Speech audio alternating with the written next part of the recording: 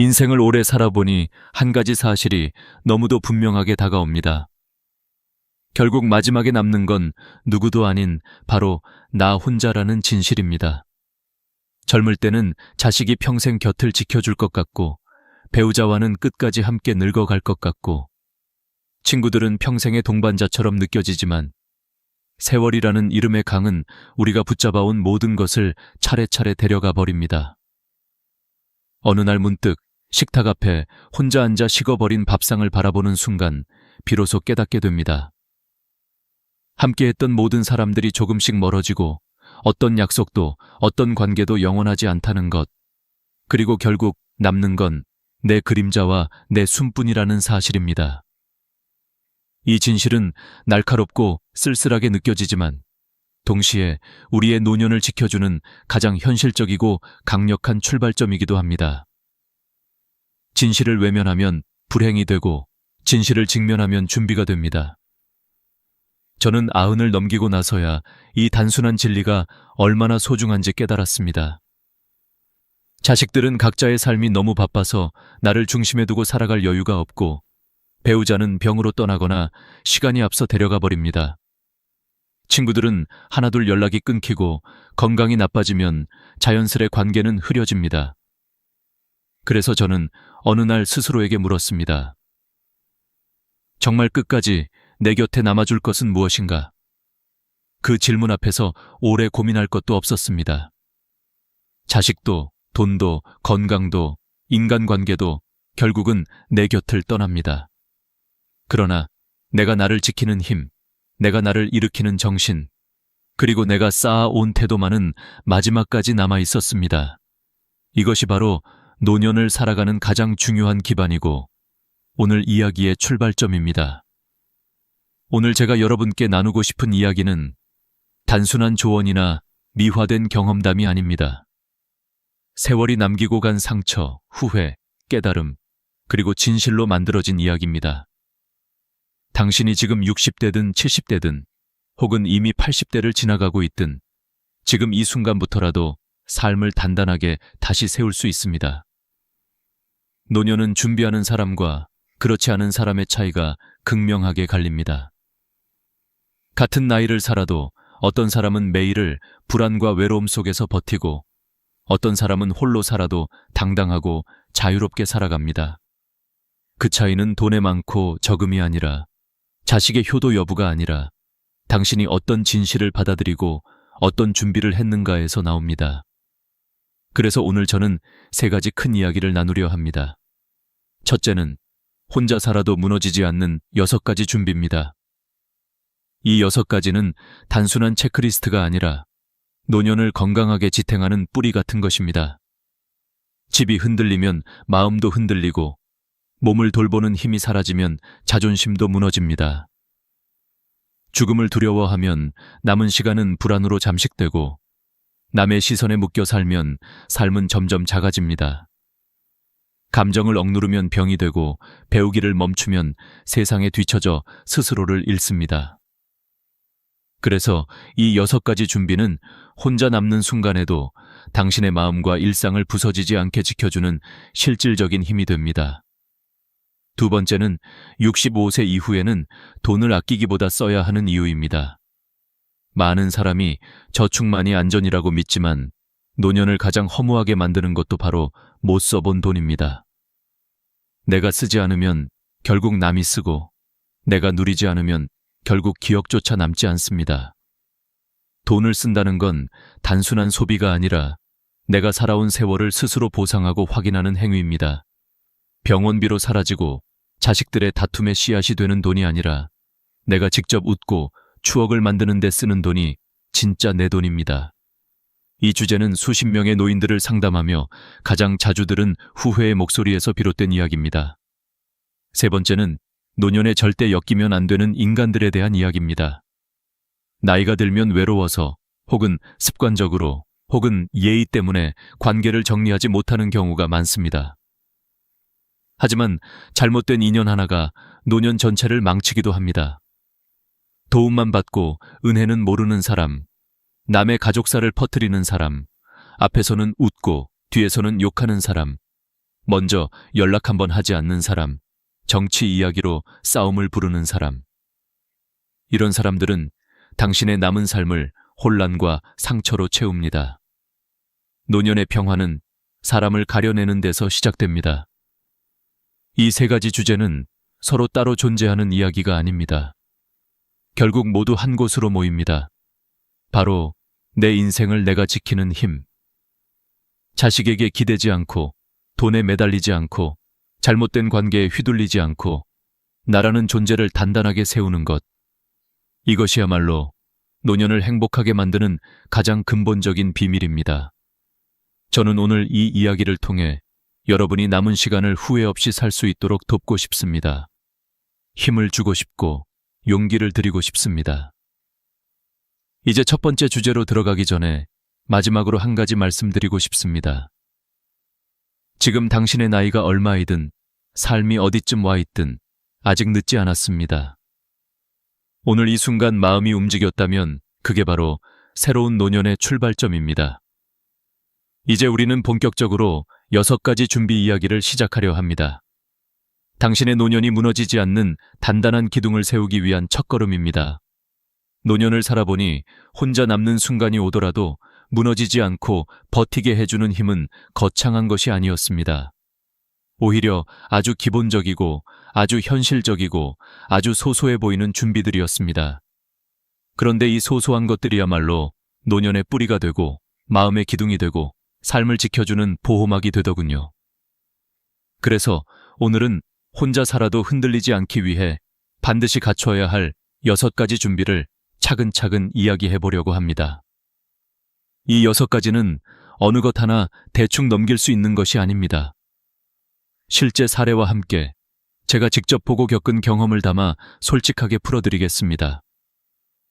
첫 번째는 주거 안정성, 즉 내가 마음 편히 머물 수 있는 공간을 확보하는 것입니다. 나이가 들수록 사람은 집에 머무는 시간이 자연스레 많아집니다. 그래서 집이 불안하면 인생 전체가 흔들립니다. 제가 아는 정할머니는 평생 자식집을 전전했습니다. 여기서 몇 달, 저기서 몇 달, 눈치 보며 살아야 했고 짐도 제대로 풀지 못했습니다. 어떤 날은 새벽에 일어나 슬그머니 방을 정리하며 이렇게 말하곤 했습니다. 내가 잠깐 머물다 가야 하는 사람 같아. 이 말이 얼마나 마음을 아프게 했는지 모릅니다. 반면 작은 월세라도 스스로 계약하고 스스로 꾸민 집에 사는 분들은 훨씬 자신감 있고 안정적이었습니다. 노년의 삶에서 가장 먼저 챙겨야 할 건 크고 화려한 집이 아니라 내가 내 마음대로 들어가고 나갈 수 있는 내 공간입니다. 두 번째는 자립 능력, 즉 일상생활을 스스로 해낼 수 있는 힘입니다. 밥을 차려 먹고 청소를 조금이라도 하고 약을 챙겨 먹을 수 있는 능력. 사람들이 흔히 나이 들면 누가 돌봐주겠지라고 생각하지만 현실은 정반대입니다. 자립 능력이 있는 사람은 도움받을 때도 존중받고 스스로 해낼 수 있을 때 삶의 질이 크게 떨어지지 않습니다. 저는 한번 허리를 다쳐 침대에 며칠 누워 있었는데 혼자 화장실을 못 가는 일이 얼마나 큰 스트레스인지 그때 처음 알았습니다. 그래서 작은 운동이라도 꾸준히 하며 몸을 유지하는 게 곧 혼자 살아도 버틸 수 있는 최소한의 힘이 됩니다. 세 번째는 죽음을 미리 받아들이는 마음의 준비입니다. 죽음 준비라 하면 많은 분이 무섭고 꺼리는 이야기라고 생각합니다. 하지만 죽음을 인정하지 않으면 남은 삶 전체가 불안에 흔들립니다. 반대로 죽음을 자연스러운 과정으로 받아들이면 현재의 하루가 훨씬 단단해집니다. 저는 아는 할아버지가 나는 죽음 준비를 해놓으니까 하루가 훨씬 가볍다고 말하는 걸 듣고 놀랐습니다. 유언장을 미리 정리하고 장례 방식도 간단히 남겨두고 남에게 부담되지 않게 해놓으니 오히려 살아있는 매일이 더 선명해졌다고 하셨습니다. 죽음을 준비하는 건 죽음을 기다리는 것이 아니라 남은 삶을 더 가치 있게 만드는 준비입니다. 네 번째는 체면을 내려놓는 용기입니다. 노인들이 가장 많이 스스로를 괴롭히는 것 중 하나가 바로 체면입니다. 남들이 나를 어떻게 볼까? 내가 초라해 보일까? 혹시 나를 웃음거리로 여기지 않을까? 이런 걱정 때문에 불필요한 비용을 쓰고 힘든데도 억지로 꾸미고 고집불통이 되어 스스로를 더 힘들게 합니다. 그런데 정말 중요한 건 외모가 아니라 태도였습니다. 자연스러운 흰머리, 세월이 그린 주름, 조금 느린 걸음. 이것들은 부끄러운 게 아니라 삶의 흔적입니다. 저는 어떤 할머니가 오래된 가디건에 작은 브로치를 달고 단정하게 입은 모습을 보고 저게 바로 품이구나 하고 느꼈습니다. 억지로 젊음을 유지하는 체면이 아니라 있는 그대로를 받아들이는 품위.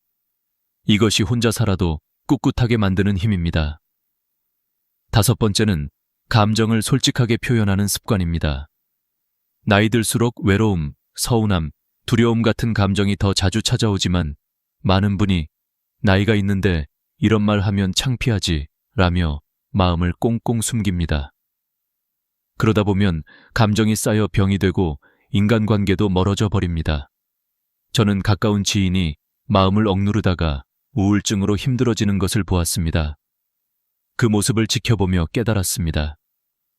표현하지 않는 감정은 사라지지 않고 오히려 안에서 상처로 번집니다. 그래서 기쁨은 기쁨대로 말하고 속상한 건 속상하다고 말하고 고맙다면 고맙다고 말해야 합니다. 감정의 표현은 약함이 아니라 삶을 건강하게 지키는 기술입니다. 6번째는 배움의 끈을 놓지 않는 자세입니다. 나이가 들면 새로운 것을 배우기 어려울 것 같지만 사실 배운 만큼 노년을 젊게 하는 건 없습니다. 스마트폰을 배우고 새로운 취미를 배우고 글씨 연습을 하고 그림을 그리거나 악기를 배우는 것. 이런 사소한 배움들이 치매를 예방하고 마음을 활력 있게 만듭니다. 제가 아는 어떤 할머니는 80이 넘어서 처음으로 스마트폰으로 사진 찍는 법을 배웠습니다. 그날 찍은 첫 사진을 보며 아이처럼 웃었습니다. 그 미소를 보면서 저는 확신했습니다. 배우는 사람은 절대 늙지 않는다는 사실을요. 이 6가지 준비는 당신을 대신해 줄 사람이 없습니다. 자식이 대신해 주는 것도 아니고 돈이 해결해 주는 것도 아니고 건강이 영원히 지켜주는 것도 아닙니다. 오직 당신만이 당신의 노년을 지킬 수 있습니다. 그리고 이 6가지는 바로 그 방법입니다.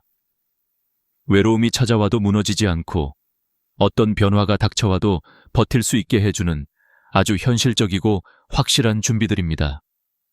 이제 우리는 다음 이야기, 65세 이후에는 왜 돈을 써야 하는지에 대해 깊이 들어갈 차례입니다.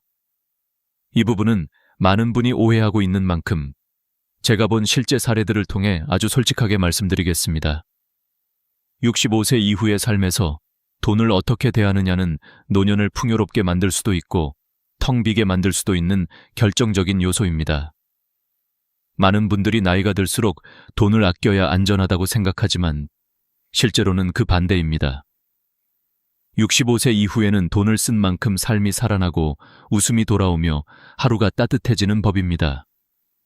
돈은 모아둘 때는 그저 숫자에 불과하지만 쓰는 순간에만 비로소 내 인생을 비추는 빛이 됩니다.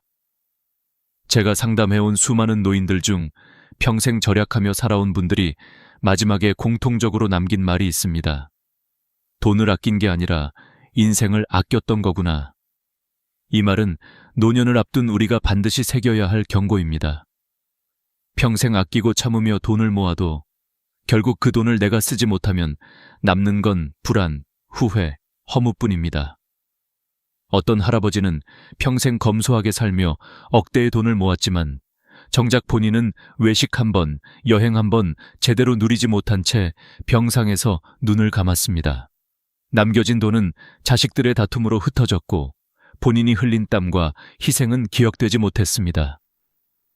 반대로 돈이 많지는 않아도 살아있는 동안 과감히 쓰며 웃음을 남긴 분들의 얼굴에는 나이를 거스르는 생기가 있었습니다. 돈을 쓴다는 것은 단순한 소비가 아니라 내가 살아있다는 증거이고 내가 걸어온 세월을 위로하는 가장 인간적인 방식입니다. 65세 이후 살아있는 순간을 만들 수 있는 시간은 생각보다 길지 않습니다. 70세가 넘으면 체력이 급격히 떨어지고 75세가 되면 여행이나 취미 활동도 마음대로 할 수 없는 경우가 많습니다. 결국 지금 쓰지 않으면 쓰고 싶어도 못 쓰는 나이가 됩니다. 돈은 시간이 있을 때 써야지. 시간이 지나고 몸이 굳어버리면 돈이 아무 소용도 없습니다. 아끼고 모으기만 하면 그 돈은 결국 병원비로 사라지거나 남의 손으로 넘어갑니다. 실제로 부모가 평생 모은 돈을 자식이 몇 달 만에 흥청망청 쓰는 경우는 셀 수 없이 많습니다. 남에게 쓰라고 평생 고생한 것이 아니지 않습니까? 내가 살아있을 때 내가 직접 쓰는 돈만이 진짜 내 돈입니다. 내가 먹고 싶은 음식을 먹고, 가고 싶던 곳을 가고, 배우고 싶던 것을 배우고, 만나고 싶은 사람과 웃으며 보내는 시간이야말로 돈이 만들어내는 가장 값진 결실입니다. 어떤 할머니는 남편이 세상을 떠난 뒤 깨달았다고 합니다. 내가 안 쓰면 이 돈은 내게 아니구나. 그래서 늦은 나이에 수영을 배우고 문화센터에서 스마트폰도 배우고 친구들과 여행도 다녔습니다. 주변에서는 나이에 안 맞는다고 말렸지만 할머니는 단호히 말했습니다. 내 돈은 지금 웃게 해줄 때 제일 아깝지 않다. 그 말처럼 돈은 쓰는 순간 비로소 나를 위해 존재합니다. 썼을 때 남는 것은 물건이 아니라 기억, 추억, 웃음, 따뜻한 마음, 내가 내 인생을 살았다는 감각입니다. 반대로 모으기만 하면 남는 것은 숫자, 걱정, 제약, 그리고 후회뿐입니다. 노년의 가장 큰 후회는 돈을 못 모은 것이 아니라 돈이 있는데도 못 썼다는 사실입니다. 오랜 세월 일하며 모은 돈은 내가 살아있는 동안 쓰기 위해 존재합니다. 돈을 아껴서 후회하는 사람은 봤어도 돈을 써서 후회하는 사람은 단 한 명도 보지 못했습니다. 쓰고 남긴 추억은 평생을 지탱하고 돈을 쌓다가 놓친 하루는 다시 돌아오지 않습니다. 결국 65세 이후 돈을 쓰며 사는 것이 최고의 선택인 이유는 단 하나입니다. 돈은 나는 살리는 데 쓰일 때 가장 가치가 있기 때문입니다. 65세 이후에 돈을 쓴다는 것은 단순히 소비하는 행동이 아닙니다. 그것은 평생을 버티며 살아온 나 자신의 역사를 스스로 증명하는 행위이며 내가 흘린 땀과 인생의 무게를 의미 있게 마무리하는 마지막 여정입니다. 돈을 쓰지 않으면 그동안의 노력이 숫자로만 남고 결국 그 숫자는 내가 의도하지 않은 곳에서 사라지거나 남에게 상처만 남긴 채 흩어집니다. 내가 상담했던 수많은 어르신들은 공통적으로 이렇게 말했습니다. 내가 평생 모은 돈이 어떤 의미였는지 죽기 직전에야 알겠더라. 이 말은 우리에게 뼈아픈 교훈을 줍니다. 젊을 때는 돈을 모으는 것이 생존의 수단이었지만 65세 이후 돈을 쓰는 것은 존재의 증명입니다. 돈을 쓰지 못한 사람들은 노년의 끝자락에서 자신의 노력이 마치 지워진 것처럼 느껴졌다고 말합니다. 한 할아버지는 40년 동안 공장에서 일하며 억대의 돈을 모았지만 단 한 번도 본인을 위해 제대로 써본 적이 없었습니다. 외식 한 번, 여행 한 번 없이 살아온 그분은 병상에서 마지막 숨을 내쉬기 전 아들에게 이렇게 말했습니다. 나는 돈을 모은 게 아니라 내 인생을 모아두었구나. 그런데 정작 나는 그 인생을 단 한 번도 꺼내 쓰지 못했네. 그 말은 가족을 눈물바다로 만들었지만 동시에 누구도 지울 수 없는 가슴 먹먹한 깨달음을 남겼습니다. 반대로 또 다른 할아버지는 젊을 때부터 성실히 장사하며 평생 모은 돈을 노년에 아낌없이 자신을 위해 썼습니다. 그는 말했습니다. 내가 쓰는 돈은 내 역사의 잉크다. 쓰는 순간마다 내 인생이 기록되는 거야. 그분은 전국을 여행하며 사진을 남겼고 손주들에게 맛있는 음식을 사주며 웃음을 나눴고 하고 싶던 취미를 배우며 마지막까지 생기를 잃지 않았습니다. 결국 그가 세상을 떠난 뒤 남은 사람들은 돈 이야기가 아니라 추억 이야기를 했습니다. 아버지가 어떤 삶을 살았는지, 어떤 웃음을 남겼는지, 어떤 순간에 행복해 했는지 그 기억들이야말로 진짜 유산이라고 말했습니다. 이렇게 보면 돈을 쓰는 행위는 결국 내가 어떤 사람으로 기억될 것인가에 대한 답이 됩니다. 모아둔 돈은 기록이 되지 않지만 내가 쓰며 남긴 순간은 역사로 남습니다. 돈을 쓰지 않으면 내 인생은 숫자로만 남고 결국 시간이 지나면 사라집니다. 하지만 돈을 쓰면 그 순간은 영원한 장면이 됩니다. 여행지의 햇살, 좋아하는 음식의 맛, 따뜻한 대화, 손주의 웃음. 이 모든 것들은 내가 살아있음을 보여주는 표식입니다. 문제는 많은 사람들이 돈을 쓰는 것을 죄책감이나 낭비라고 생각한다는 것입니다. 하지만 노년에는 그 반대입니다.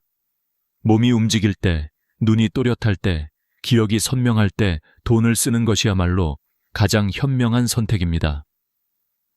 나이가 들면 체력은 급격히 떨어지고 새로운 것을 경험할 의지도 약해지고 여행을 가고 싶어도 건강 때문에 못 가는 경우가 많습니다. 즉, 돈을 쓰고 싶어도 쓸 수 없는 나이가 금방 찾아옵니다. 그러니 언젠가라는 말은 노년에게 존재하지 않습니다. 지금 써야 합니다. 오늘 써야 합니다. 내가 살아있는 동안 써야 합니다. 돈을 쓰는 것이야말로 내 몸과 마음을 살아있게 만드는 유일한 방법이기 때문입니다. 어떤 할머니는 이렇게 말했습니다. 평생 남 걱정으로 돈을 모았더니 남는 건 내 걱정뿐이더라. 그런데 내가 나를 위해 쓰기 시작하니까 내가 살아난 것 같았다. 이 할머니는 남편이 세상을 떠난 뒤 처음으로 혼자 꽃구경을 갔고, 처음으로 친구들과 여행을 떠났고, 처음으로 자신이 정말 갖고 싶던 코트를 샀습니다. 그 모든 순간이 그녀를 다시 걷게 만들고, 다시 웃게 만들고, 다시 살아있게 만들었습니다. 돈은 이렇게 강력한 힘을 가지고 있습니다. 쓰는 순간 사람을 되살립니다. 반대로 돈을 쓰지 않으면 사람은 서서히 말라갑니다. 걱정만 늘어나고 불안은 커지고 하루하루가 무기력해집니다. 통장 속 숫자는 늘어나도 인생의 온도는 차갑게 식어갑니다. 결국 65세 이후 돈을 쓰는 것은 사치가 아니라 생존입니다. 쓰지 않으면 남는 건 후회뿐이고 쓰는 순간 남는 건 행복입니다. 내가 쓰지 않으면 그 돈은 결국 내 돈이 아닙니다. 남의 삶을 채우고 사라지고 남의 입에서 소문이 되고 남의 다툼이 될 뿐입니다. 그러나 내가 직접 쓰면 그 돈은 나의 하루를 밝히는 등불이 되고 내가 살아온 세월을 증명하는 기록이 됩니다. 결국 돈을 쓰는 것은 내 노력의 역사에 색을 입히는 일입니다. 회색으로 사라지게 둘 것인지 밝고 따뜻한 색으로 채울 것인지는 오직 나의 선택에 달려 있습니다. 돈을 모아둔다고 내 인생이 지켜지는 것이 아닙니다. 쓰는 순간에만 내 인생은 살아납니다. 노년에 들어서 가장 무서운 것은 병도 아니고 돈도 아니라 사람에게서 오는 상처라는 사실을 많은 어르신들이 뒤늦게 깨닫습니다. 젊을 땐 관계가 많아 복잡해 보여도 결국 시간이 흐르면 몇 명만 남게 되고 그 몇 명이 어떤 사람이냐에 따라 노년의 평온이 달라집니다. 그래서 나이가 들수록 어떤 사람과 가까이 하고 어떤 사람과 거리를 둬야 하는지가 무엇보다 중요해집니다. 특히 나이가 들수록 마음이 약해지고 정서가 예민해지기 때문에 잘못된 사람 하나만 옆에 있어도 하루가 흐트러지고 마음이 무너지는 일이 반복됩니다. 어르신들 상담을 하면서 공통적으로 들은 말이 있습니다. 늙어서 잘못된 사람 하나 만나면 모든 인생이 흔들려요. 바로 이 말이 오늘 이야기의 핵심입니다. 노년에 절대 엮이면 안 되는 5가지 유형의 사람이 있습니다. 이들은 처음에는 친절하고 다정한 것처럼 보이지만 시간이 지나면 당신의 마음을 갉아먹고 인생의 평화를 빼앗아갑니다. 첫 번째 유형은 도움은 당연하게 여기면서 고마움은 모르는 사람입니다. 부탁할 때는 세상에서 가장 억울하고 약한 사람처럼 다가오지만 도움을 받은 뒤에는 태도가 달라지고 오히려 당신을 원망하는 경우도 있습니다. 이런 사람은 감사라는 감정 자체가 없습니다. 내가 도와준 시간, 노력, 금전적 희생을 전혀 기억하지 않고 오히려 그 정도도 못해줘? 라는 식으로 상대를 소모품처럼 대합니다. 나이가 들면 체력도 줄고 마음도 지치는데 이런 사람을 옆에 두면 노년이 더 피곤해지고 스스로 이용당했다는 자괴감이 깊어집니다. 두 번째 유형은 남의 가족사를 퍼뜨리며 말에 칼을 휘두르는 사람입니다. 이런 사람은 표정은 친근하고 말투는 다정하지만 혀는 누구보다 날카롭습니다. 남의 아들 문제, 며느리 문제, 손주 문제를 흥미거리로 만들고 단순한 이야기도 과장하거나 왜곡해온 동네에 소문을 퍼뜨립니다. 노년에 가장 소중한 건 가족의 명예와 평온인데 이런 사람과 가까이 지내면 한순간에 집안의 체면이 무너지고 마음의 상처가 남습니다. 말은 바람보다 빨라서 한 번 퍼지면 되돌릴 수 없고 노년의 그런 상처를 감당하기란 쉽지 않습니다. 세 번째 유형은 앞에서는 웃으며 잘 지내는 척하면서 뒤에서는 험담을 퍼뜨리는 사람입니다. 겉으로는 언니 너무 좋아요 라고 말하면서 뒤돌아서면 당신의 행동, 옷차림, 가족 이야기를 흉보는 사람입니다. 이들은 절대 정면으로 부딪히지 않고 물 흐르듯 뒤에서 말을 흘립니다. 주변 사람들 사이에 오해를 만들고 당신을 이상한 사람처럼 보이게 만들며 관계를 망치는 데 있어 탁월한 재능을 가진 사람들입니다.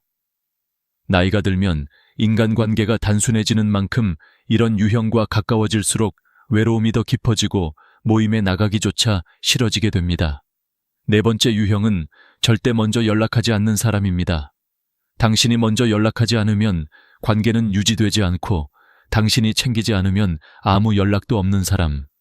이런 관계는 겉으로는 오래된 인연 같아 보여도 사실상 한쪽만 노력하는 불균형한 관계입니다. 노년의 가장 아픈 감정 중 하나가 바로 나는 늘 먼저 연락해야만 하는 사람인가 라는 허무함입니다. 나이가 들면 더 이상 누군가에게 매달릴 에너지도 없고 마음은 상처를 견디기 어렵습니다. 먼저 연락하지 않는 사람과의 관계는 결국 당신의 마음을 고갈시키고 외로움을 키울 뿐입니다. 마지막 유형은 정치 이야기로 갈등을 만들고 싸움을 일으키는 사람입니다. 이런 사람은 시간과 장소를 가리지 않고 정치적 의견을 강요하며 상대방이 동의하지 않으면 적처럼 대합니다. 노년에는 조용히 웃고 편안하게 지내야 하는데 이런 사람과 함께하면 대화는 항상 싸움으로 끝나고 모임 분위기는 엉망이 됩니다. 오랜 친구도 정치 이야기를 통해 갈라지는 경우가 많고 그로 인해 노년의 소중한 인간관계가 무너지는 일이 너무 흔합니다. 노년에는 마음이 평화롭기만 해도 반은 성공한 인생입니다. 그런데 이런 사람들과 얽히면 마음은 늘 긴장하고 만나기 전부터 스트레스가 생기며 하루가 피곤해집니다. 인생의 마지막 장을 이런 사람들과 낭비할 필요가 없습니다. 결국 노년을 지키는 가장 중요한 원칙은 따뜻한 사람에게 마음을 주고 차가운 사람과는 단호하게 거리두는 것입니다. 나이가 들면 체력은 줄어들지만 사람을 보는 눈은 더 깊어집니다. 지금 내 곁에 남아있는 사람이 정말 나에게 좋은 사람인지 아니면 내 마음을 서서히 상하게 만드는 사람인지를 분별하는 것. 그것이야말로 노년을 지키는 최고의 지혜입니다. 노년의 가장 중요한 것은 누가 내 곁에 남는가 보다 내가 어떤 마음으로 남은 인생을 지켜내는가입니다. 사람은 나이를 먹을수록 단순해지고 관계는 줄어들지만 그 줄어든 관계 속에서 어떤 이들을 선택하느냐에 따라 노년의 평온과 자유가 결정됩니다. 그래서 노년의 지혜란 결국 사람을 정리하고 나를 지키는 작업입니다.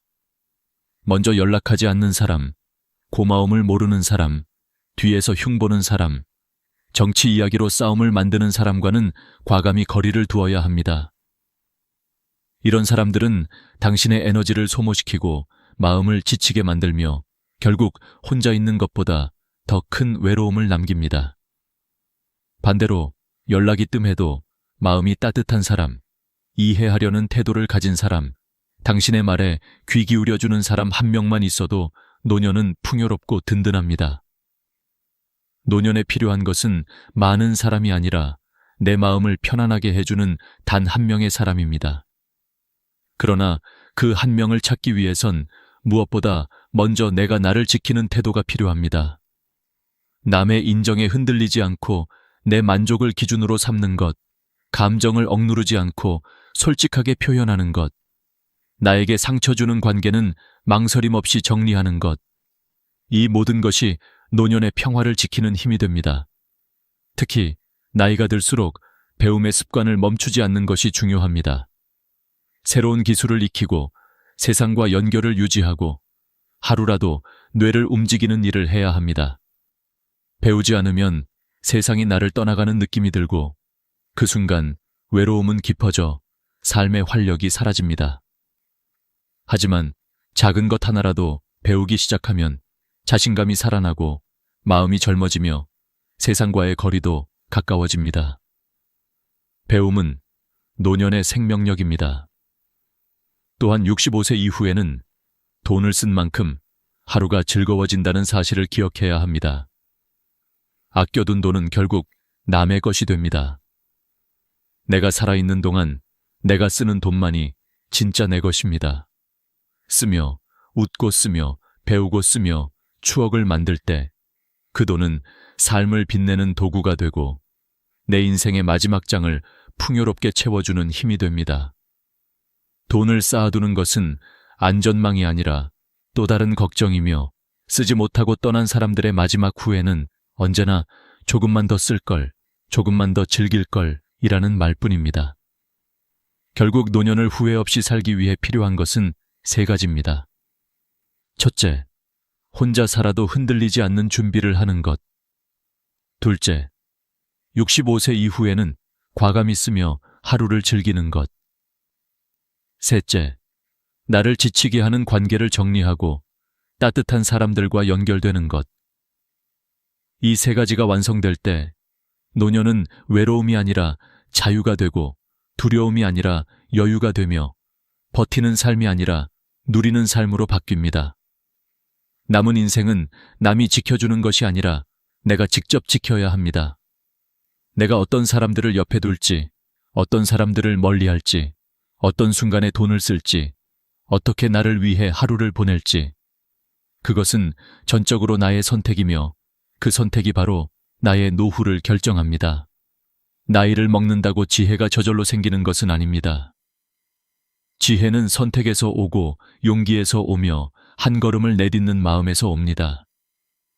지금 이 순간부터라도 삶의 중심을 남이 아니라 나에게 두고 내 마음이 편안한 방향으로 관계를 정리하고 내가 살아있음을 느낄 수 있는 선택을 하십시오.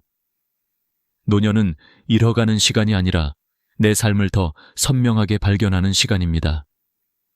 남에게 잘 보이느라 애쓸 필요도 없고 남의 기준에 맞추느라 스스로를 억누를 이유도 없습니다. 이제는 오롯이 나를 위해 살아야 하는 시간입니다. 오늘 이 이야기가 당신의 노후를 조금이라도 가볍게 하고 조금이라도 따뜻하게 만들기를 진심으로 바랍니다. 삶의 마지막 순간까지 스스로를 지킬 힘을 갖고 마음이 행복한 방향으로 한 걸음씩 걸어가기를 응원합니다. 여기까지 함께 해주셔서 진심으로 감사합니다. 오늘의 이야기가 도움이 되었다면 반드시 구독과 좋아요를 눌러주시고 앞으로도 당신의 삶을 밝히는 이야기들을 놓치지 않도록 채널을 꼭 계속 지켜봐 주세요. 당신의 건강하고 행복한 노년을 진심으로 응원합니다. 고맙습니다. 제가 90을 넘기고 나니 한 가지는 정말 분명하게 보이더군요. 평생 믿고 의지했던 것들이 끝까지 내 곁에 남아있지는 않다는 사실입니다. 젊을 때는 자식만 잘 키우면 든든할 줄 알았고 돈만 열심히 모아두면 노후는 안전할 줄 알았고 건강만 잘 지키면 죽을 때까지 튼튼할 줄 알았습니다. 그런데 삶은 우리가 계산한 대로 흘러가지 않더군요. 자식들은 저마다 자기 삶을 꾸려가느라 바빠지고 그토록 어렵게 모아둔 돈은 병원비 앞에서 얼마나 허무하게 사라지는지 몸으로 겪었으며 아무리 아끼고 챙겨도 늙어가는 몸은 결국 세월의 무게를 견디지 못하고 천천히 금이 가더랍니다. 어느 겨울 저녁 혼자 밥상을 차려놓고 앉아있는데 김이 모락모락 올라오던 된장국이 그대로 식어가고 방 안은 고요하기만 했습니다. 그 순간 문득 이런 생각이 들었지요. 내 곁에 끝까지 남아줄 건 도대체 무엇일까? 평생 움켜쥐고 살아온 것들이 모래처럼 손가락 사이로 빠져나가는 걸 보며 저는 처음으로 제 삶의 중심이 전혀 다른 곳에 있었다는 걸 깨닫기 시작했습니다. 나이가 들면 사람이 단단해질 것 같지만 실제로는 더 많은 걸 잃고 더 많은 걸 비워내야만 버틸 수 있습니다. 저는 자식들에게 기대고 싶었고 돈에 안심하고 싶었고 건강에 자부심을 느끼고 싶었습니다. 하지만 90해를 살아보니 그 모든 것들은 결국 머물다 떠나는 손님 같은 존재였습니다. 자식은 성장하면 자신만의 길로 가야 하고 돈은 아프기 시작하면 순식간에 흩어지고 건강은 붙잡으려 하면 할수록 더 빨리 멀어지는 법입니다. 이 사실을 인정하기 전까지 저는 많이 흔들렸습니다. 왜 나만 이렇게 외로운가? 왜 이렇게 허무한가? 왜 모든 게 나를 떠나는가? 그런데 시간이 지나고 더 많은 사람의 이야기를 듣다 보니 그건 제 인생만의 이야기가 아니더군요. 거의 모든 노인이 겪는 공통된 진실이었습니다. 결국 삶은 우리에게 이렇게 말하는 것 같았습니다. 너는 이제 다른 걸 붙잡아야 한다. 그 다른 것이 무엇인지 깨닫기까지 아주 오랜 시간이 걸렸습니다. 저는 제 삶을 되돌아보며 이렇게 생각했습니다. 만약 내가 지금 다시 70대로 돌아간다면, 그때로 돌아갈 수만 있다면 나는 분명히 전혀 다른 선택을 했을 거라고.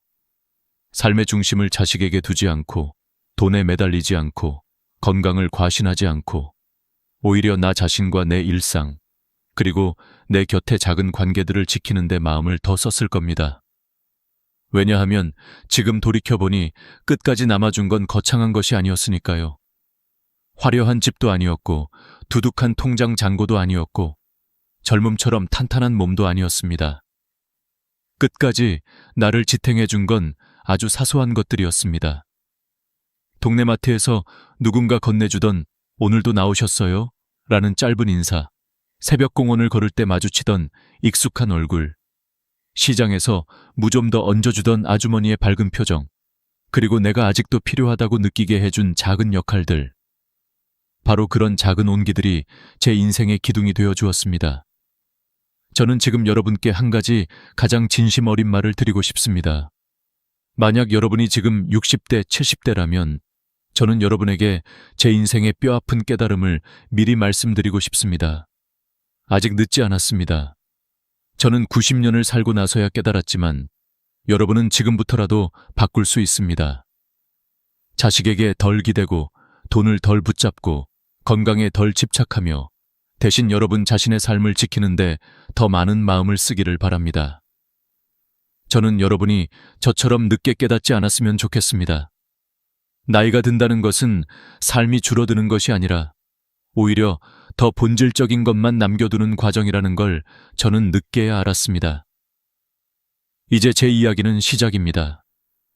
다음 장에서는 제가 왜 자식에게 목매지 말아야 했는지 그 진실을 아주 솔직하게 들려드리겠습니다. 그것은 제 인생에서 가장 아팠던 깨달음이었지만 동시에 가장 큰 해방이기도 했습니다. 자식에게 목매지 마라. 제가 살아온 90해 중에 가장 아프고 가장 깊은 깨달음이 있다면 그것은 바로 자식은 결국 떠난다는 진실입니다.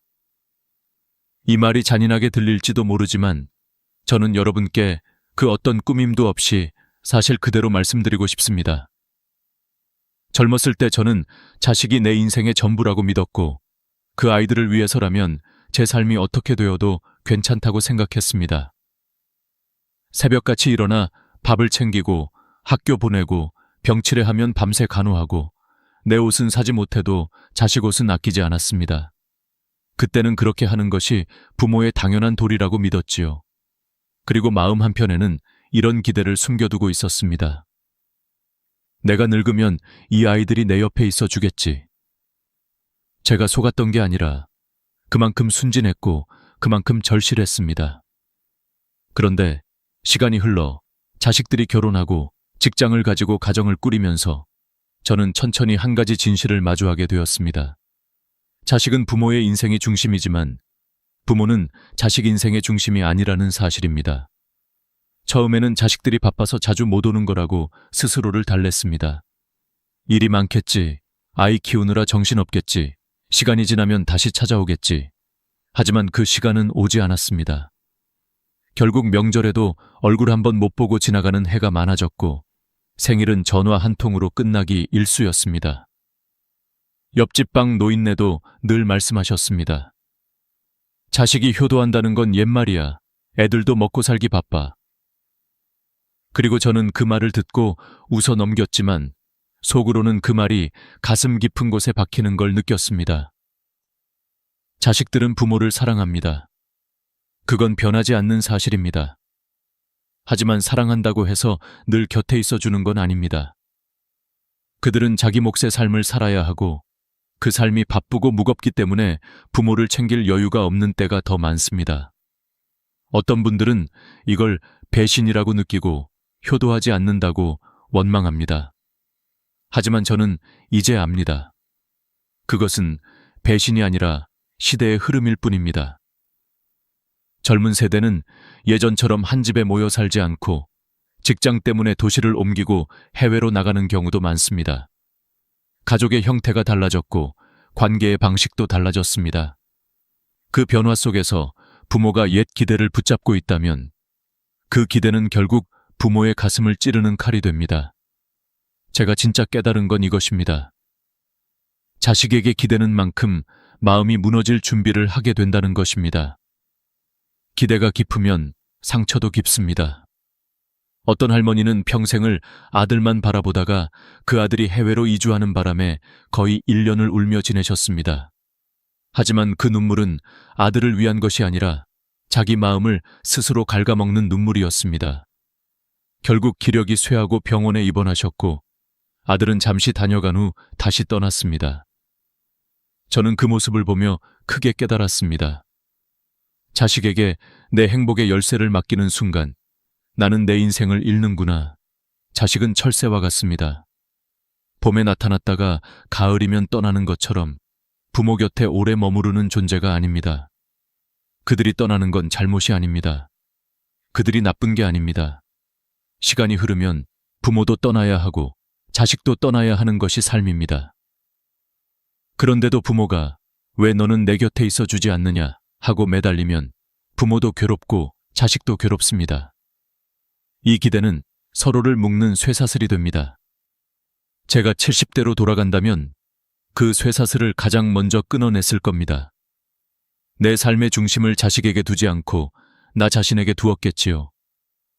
그렇게 마음을 바꾸고 나니 오히려 더 자유로워졌습니다. 자식이 찾아오지 않아도 허전하지 않고 찾아왔을 때에는 더 따뜻하게 맞아줄 수 있었습니다. 그건 마치 나무와 새의 관계와 같습니다. 새는 나무에 앉았다가 날아가는 존재입니다. 새가 떠났다고 나무가 쓰러지지는 않습니다. 나무는 묵묵히 그 자리에서 뿌리를 내리고 있을 뿐입니다. 부모도 그래야 합니다.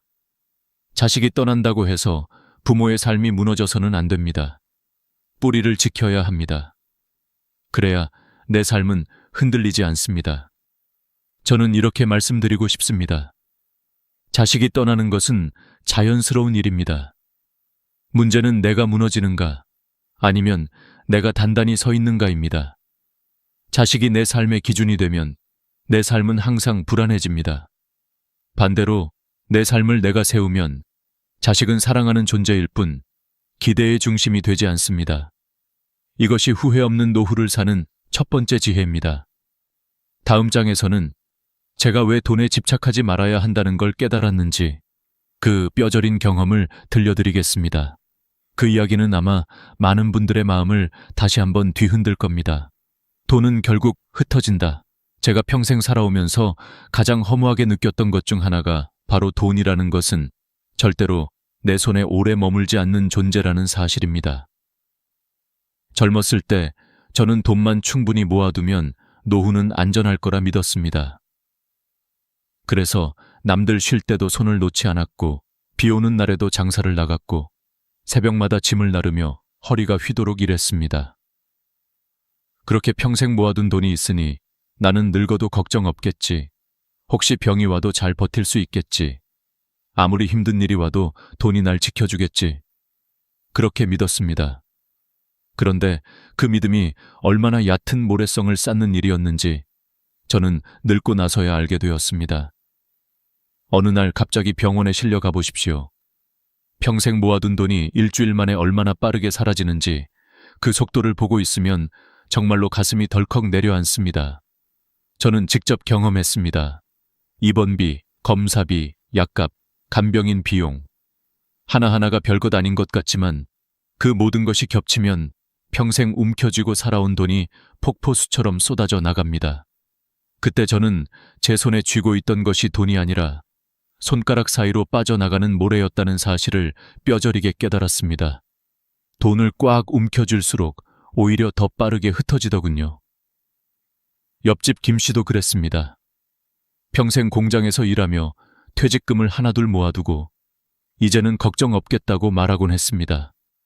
그런데 아내가 갑자기 쓰러져 몇 년 동안 병원에 오가다 보니 그 든든하던 돈이 순식간에 바닥을 보였다고 하더군요. 남은 건 통장에 찍힌 마이너스 숫자와 마음속에 남은 허무함 뿐이었다고 말했습니다. 그 말을 들으며 저는 고개를 끄덕이지 않을 수 없었습니다. 돈은 붙잡으려 할수록 더 빠져나가는 존재입니다. 여러분, 저는 돈을 나쁘다고 말하려는 게 아닙니다. 노후에 돈이 아예 없으면 당장 생활이 막막해집니다. 기본적인 안전망은 반드시 필요합니다.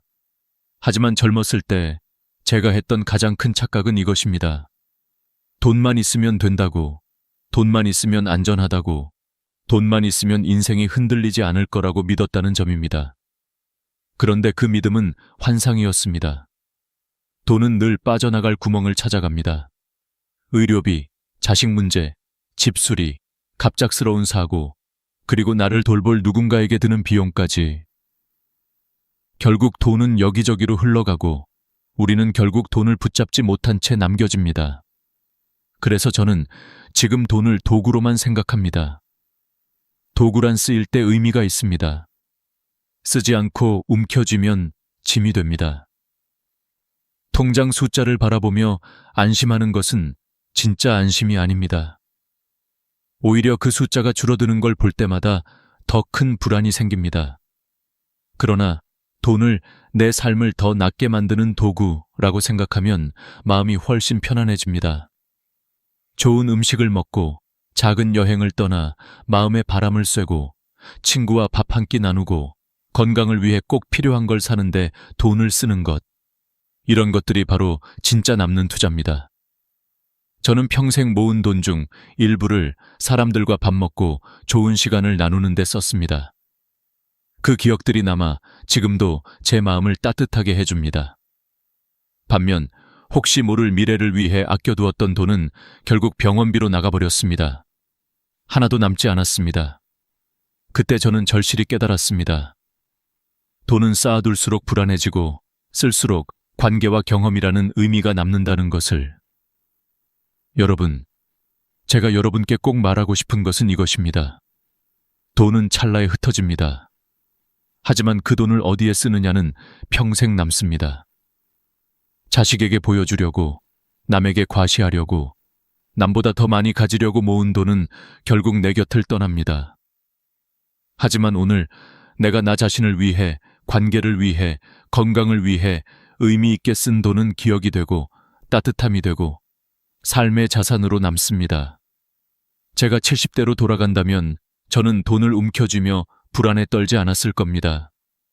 대신 돈을 도구로 삼아 삶을 더 편안하고 더 풍족하게 만드는 데 사용했을 것입니다. 병원비로 흩어질 돈을 미리 내 삶을 풍성하게 만드는 데 썼다면 얼마나 좋았을까 하는 후회도 있지만 지금이라도 그 의미를 알고 여러분께 전할 수 있어 다행입니다. 다음 장에서는 아무리 노력해도 끝까지 붙잡을 수 없었던 것, 건강에 대한 이야기를 들려드리겠습니다. 아마 많은 분들이 제 이야기 속에서 자신의 모습을 발견하게 되실 겁니다. 건강 집착의 함정, 제가 살아온 90년의 세월 동안, 그리고 수많은 이웃들의 삶을 지켜보면서 가장 깊이 느낀 사실이 있습니다. 그것은 바로 건강은 잡으려 할수록 떠나는 존재라는 것입니다. 젊을 때 저는 이렇게 믿었습니다. 운동만 열심히 하면 늙어서도 끄떡없겠지. 음식만 조심하면 병 하나 없이 살 수 있겠지. 그래서 평생을 건강에 매달리며 살았습니다. 새벽마다 동네 뒷산을 오르고 비가 오나 눈이 오나 빠지지 않고 걸었고 기름진 음식은 멀리하며 몸에 좋다는 것만 찾아 먹었습니다. 제 주변 사람들도 늘 말했습니다. 당신은 오래 살겠네. 병원 갈 일 없겠어. 그 말을 듣는 순간마다 저는 마음 깊이 안심했고 건강만큼은 내가 지켜낼 수 있을 것이라 믿었습니다. 하지만 인생은 그렇게 단순하지 않더군요. 세월은 모든 것을 깎아내려갑니다. 아무리 정성을 들여도 오래된 나무에 금이 가듯 우리의 몸 역시 나이가 들면 천천히, 그러나 분명하게 무너져 갑니다. 제가 가장 충격을 받았던 일은 우리 동네에서 늘 건강을 자랑하던 최 씨의 이야기입니다. 그분은 매일 아침 운동장에서 맨손 체조를 하고 저녁마다 빠르게 걸으며 이웃들에게 건강은 내가 챙긴다고 당당히 말하던 사람이었습니다. 그런데 어느 날 갑자기 쓰러져 응급실로 실려갔고 그 누구도 예상하지 못했던 뇌출혈 진단을 받았습니다. 그는 늘 건강하다고 장담했지만 세월은 그 장담을 가차없이 무너뜨렸습니다. 그 일을 보며 저는 크게 깨달았습니다. 건강은 노력한다고 해서 영원히 붙잡을 수 있는 것이 아니다.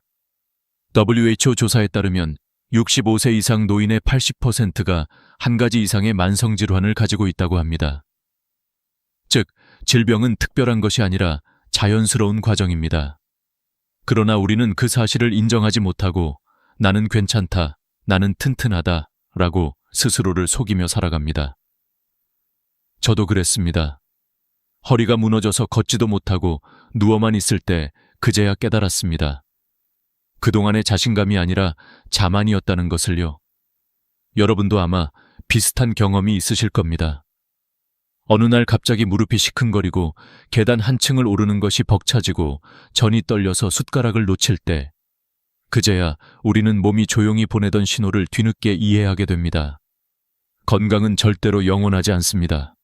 그리고 바로 그 사실을 받아들이는 것이 건강관리의 첫 번째 단계입니다. 그렇다고 해서 아무것도 하지 말자는 건 아닙니다. 아주 중요한 차이가 있습니다. 건강을 붙잡으려 하는 삶은 불안하지만 건강을 관리하며 받아들이는 삶은 평온합니다. 저는 이제 다음과 같은 태도를 선택합니다. 운동은 집착이 아니라 습관으로, 음식은 약처럼 강박적으로 먹지 않고 즐거움으로, 병원은 두려움의 장소가 아니라 관리의 도구로. 저는 병원을 무서워했던 사람이었습니다. 혹시 이상한 병이 나올까봐, 혹시 입원하게 될까봐 검사를 미루고 또 미루었습니다. 하지만 90살을 넘기고 보니 검사가 무서운 것이 아니라 검사를 하지 않는 것이 더 무섭다는 사실을 깨달았습니다. 병은 초기에 잡으면 낫지만 늦게 발견하면 목숨을 앗아갑니다. 제 주변에서도 병을 숨기고 증상을 견디다 결국 큰일을 당한 이들을 많이 봤습니다. 그래서 저는 여러분께 꼭 말씀드립니다. 병원을 두려워하지 마십시오. 병원은 죽음을 확인하는 곳이 아니라 삶을 지켜주는 곳입니다. 또 하나, 건강에 집착하는 사람들이 가장 자주 하는 실수가 있습니다. 바로 자신의 나이를 인정하지 않는 것입니다. 나이가 들면 당연히 체력이 떨어지고 속도가 느려지고 예전처럼 오래 걷기 어렵습니다. 그런데 그것을 실패라고 생각하고 억지로 젊은 사람처럼 움직이려 하면 오히려 몸을 망칩니다. 저는 그 진실을 뒤늦게 깨달았습니다. 오늘 내 몸이 허락하는 만큼만 움직이는 것. 그게 진짜 건강한 삶입니다. 여러분, 제가 90해를 살아보니 이런 사실을 알게 되었어요. 건강은 우리의 것이 아니라 세월에게 잠시 빌려 쓰는 것입니다. 그러니 떠나가는 건강을 붙잡으려고 발버둥치기보다 남아있는 건강을 감사하며 살아가는 것이 훨씬 지혜롭습니다. 아무리 건강했던 사람도 어느 날은 병원 침대에 누울 수 있습니다. 아무리 관리해도 세월은 피할 수 없습니다. 하지만 마음은 다릅니다. 몸이 무너져도 마음이 무너지지 않는 사람은 끝까지 품위를 지키며 살아갈 수 있습니다. 다음 장에서는 제가 마지막까지 붙잡으려 노력했던 것, 그리고 결국 저를 지탱해준 진짜 관계와 품위에 대한 이야기를 들려드리겠습니다. 인생 마지막에 남는 단 하나, 그게 무엇인지 아마 많은 분들이 공감하게 되실 겁니다. 관계와 품위의 힘. 제가 90살을 넘기고 보니 결국 사람을 지탱해주는 힘은 돈도 아니고 건강도 아니고 자식도 아니었습니다. 마지막 순간까지 내 곁에 남아준 것은 관계, 그리고 그 관계를 대하는 나의 태도, 즉 품이었습니다. 나이가 들수록 외로움은 병처럼 스며듭니다. 하지만 외로움은 사람이 없어서 생기는 게 아니라 나를 기억해주는 사람이 단 한 명도 없다고 느낄 때 깊어집니다. 그래서 저는 인생 후반부를 살아가는 모든 분들께 꼭 말하고 싶습니다. 관계는 나이 들수록 자연스럽게 줄어드는 것이 아니라 의도적으로 지켜야 하는 것입니다. 제가 남편을 떠나보내고 처음 맞은 겨울이 있었습니다. 집안은 적막했고 TV 소리만 쓸쓸하게 울렸습니다. 밥을 차려도 식탁은 차갑고 시간을 보내도 마음은 텅 비어 있었습니다. 그러던 어느 날 동네 마트의 계산대에서 늘 보던 아주머니가 제게 이렇게 말했습니다. 할머니, 오늘도 나오셨네요. 날씨가 추워요. 감기 조심하세요. 단 몇 마디였지만 그 말이 제 마음을 단숨에 울려버렸습니다. 아, 누군가가 여전히 나를 기억해주고 있었구나. 그 짧은 인사가 그날 밤 제 마음의 온도를 몇 도나 올려주었습니다. 또 있습니다. 시장에서 늘 마주치던 채소 가게 아저씨가 있었습니다. 제가 다가가면 늘 오늘은 무가 참 싱싱해요. 이거 가져가세요. 하고 말하며 웃어주곤 했습니다. 그 말이 왜 그렇게 따뜻하게 들렸는지 아십니까? 마치 이렇게 말해주는 것 같았기 때문입니다. 당신은 여전히 이 동네에 필요한 사람입니다. 저는 그 작은 말들이 얼마나 큰 힘이 되는지 그 나이가 되어서야 알았습니다. 끝까지 남는 관계는 거창한 사람이 아니라 매일 스치듯 만나도 마음을 움직여주는 작은 인연입니다. 반대로 어떤 관계는 나를 갉아먹습니다. 예전에 제 주변에는 늘 불평만 늘어놓는 지인이 있었습니다. 만나면 세상 탓, 사람 탓, 자식 탓. 처음엔 위로해주려고 들었지만 집에 돌아오면 괜히 기운이 빠지고 아무것도 하기 싫어지더군요. 어느 날 저는 문득 깨달았습니다. 내 나이가 어느덧 90인데 왜 나는 여전히 남의 짐을 대신 지고 있을까? 그날 저는 그 관계를 놓았습니다. 그리고 놀라운 일이 일어났습니다. 마음이 훨씬 가벼워졌습니다. 관계에도 정리가 필요합니다. 방 안에 불필요한 물건을 비워내야 공간이 생기듯 마음에서도 무거운 관계를 비워낼 때 여유가 생깁니다. 하버드 성인 발달 연구에서도 밝혀졌습니다.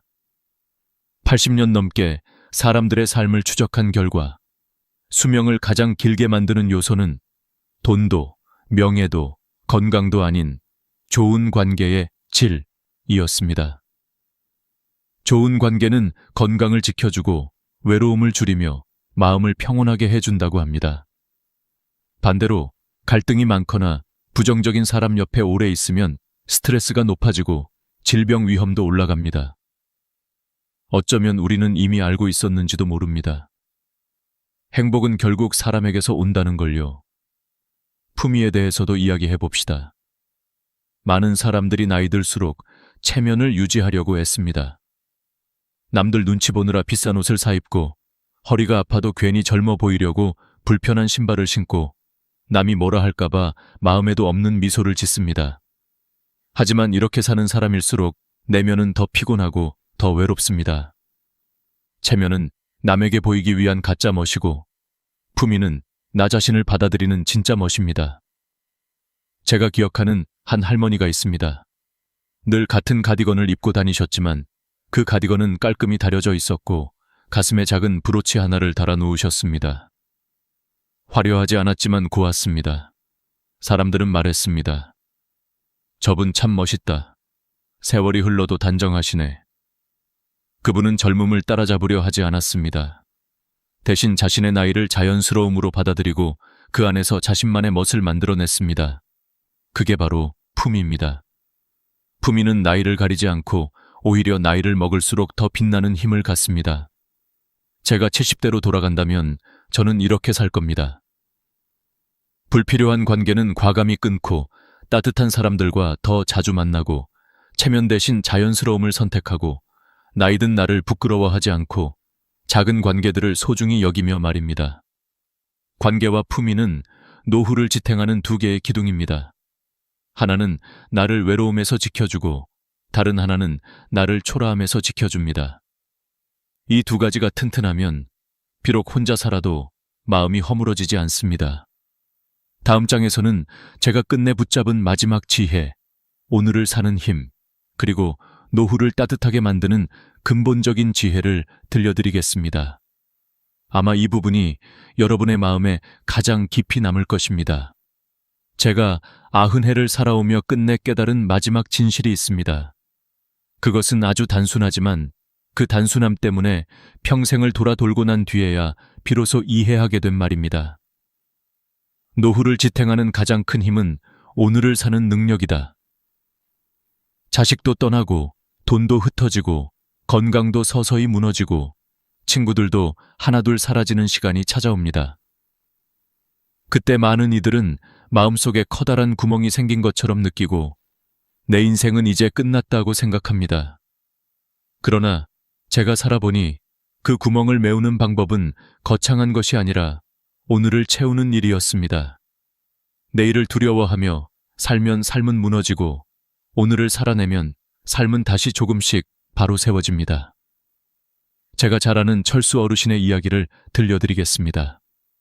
그분은 은퇴 후 집에서 하루 종일 TV만 보며 지내셨습니다. 젊었을 때는 회사에서 큰 소리치며 후배들을 이끌던 분이었지만 은퇴 후에는 아무도 찾지 않고 자식들도 바쁘다는 이유로 전화 한 통조차 뜸해졌습니다. 그렇게 시간이 흐르자 마음이 점점 시들어갔습니다.